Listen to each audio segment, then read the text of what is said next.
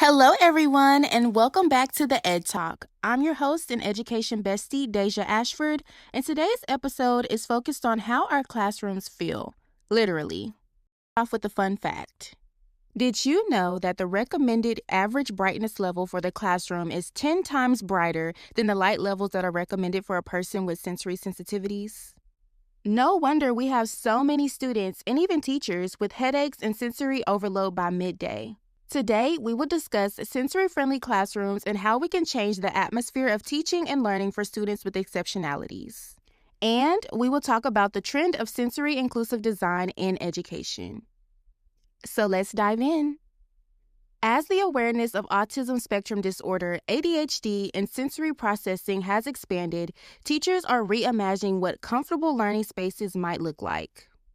A sensory-friendly classroom incorporates lighting, sound, color, and texture in purposeful ways to enhance focus and decrease anxiety.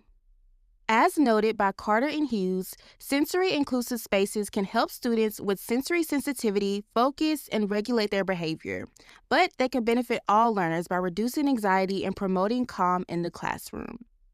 Traditionally, classrooms have been created with efficiency and productivity in mind, not the sensory experience of that classroom.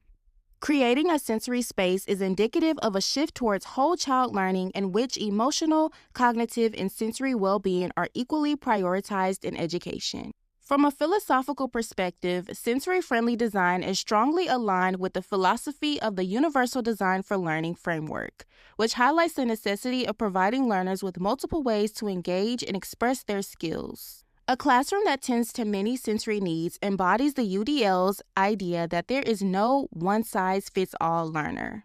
From a sociological perspective, the emergence of sensory-inclusive schools is a representation of a wider cultural shift towards the acceptance of neurodiversity. School districts across the country are now having sensory rooms, quiet corners, and flexible lighting to facilitate emotional regulation.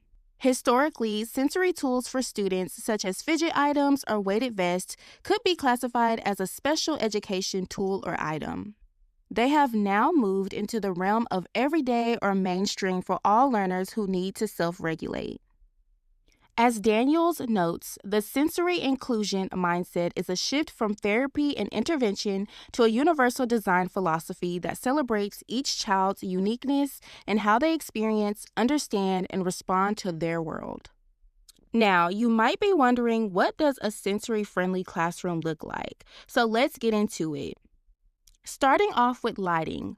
The lighting should be soft or natural lighting that is utilized instead of harsh fluorescence. LED lamps or the use of fluorescent light filters can greatly change the atmosphere in the classroom. Next, seating. You want to provide flexible seating options such as wobble stools, stand-up desks, or comfy cushions. That way your students can move around during the day. Now let's get into sound. You want to introduce sound-absorbing materials or use soft music during transitions to create a calming environment in the classroom. Also, break areas. You want to create a quiet zone or a zen-den, somewhere where the children can go to reset themselves. This could have dim lights, sensory bins, or weighted lap pads where students can self-regulate when they feel overwhelmed. Technology can play a major factor as well. AI-powered apps can capture or track classroom noise level when it gets too intolerable. The teachers will receive an alert if the noise encourages interfering with the calmness level of the classroom. Sensory-friendly classrooms are not a fad, but rather a movement towards empathy, inclusion, and equality. When we purposely create spaces that are considerate of sensory needs for all students, we create situations in which our students can learn in comfort, confidence, and joy.